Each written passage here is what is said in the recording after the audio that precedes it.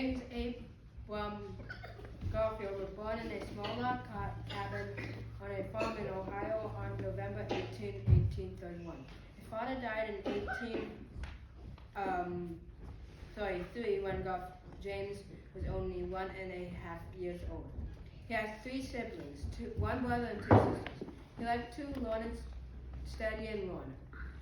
He walked on the Ohio Canal when he was 16 years old. It was very dangerous for him, and he almost drowned. He quit because he got malaria.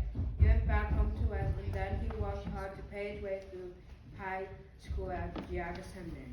After he finished at Geauga Seminary, he went to college and became a teacher there. He taught English, Latin, Greek, and other subjects. While he was there, he met Lucretia Rudolph. They got married after college and had 7 children. Only 5 survived. Garfield was a Christian and became a pastor. He preached in this building where we have CC in 1859. Garfield was elected to Ohio Senate and they moved to Columbus. Garfield hated slavery, so in 1861 he joined the Union Army as a colonel. He fought in Kentucky and Tennessee. He became the youngest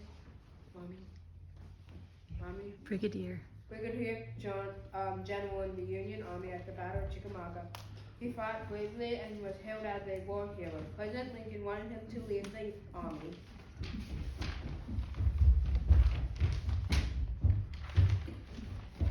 After that, and take up a seat in the United States Congress. So Garfield moved to Washington, D.C. in November of 1863, where he served 8 terms. Eventually became half majority leader during the time that he supported educating for the deaf people, and he was on the board of Smithsonian Museum.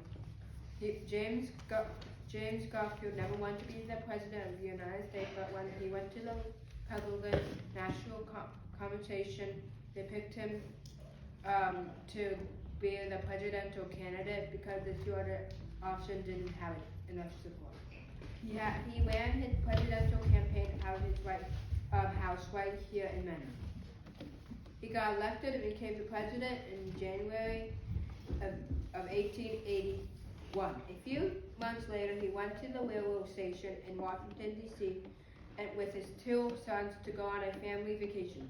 An angry, unhappy man named Charles Gateau came up behind him and shot him in the back. Garfield tumbled to the ground.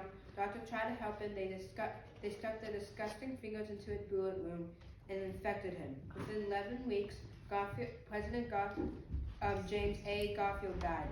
If this had been today, he would still be alive. Despite his short time in office, Garfield changed his things significantly. As a result of his assassination, the president no longer hands out jobs to people he likes. The patronage system is gone. President James Garfield is a good role model to follow because he loved God and hated slavery and enjoyed learning. He was a good man who loved his wife and children. During the Civil War, he fought bravely, especially at the Battle of Chickamauga. When President Lincoln asked him to go into the House of Representatives, Garfield said yes. Then he was elected president in 1880. Unfortunately, he wasn't president for long, but his legacy still lives on. We can learn about his life and legacy at his home here in Mentor, Garfield, and at his Muslim in Lakeview Cemetery. Every time we choose to love God and to love our families and to love learning, we honor the legacy one of our greatest local heroes, President James A. Garfield, and follow in his footsteps.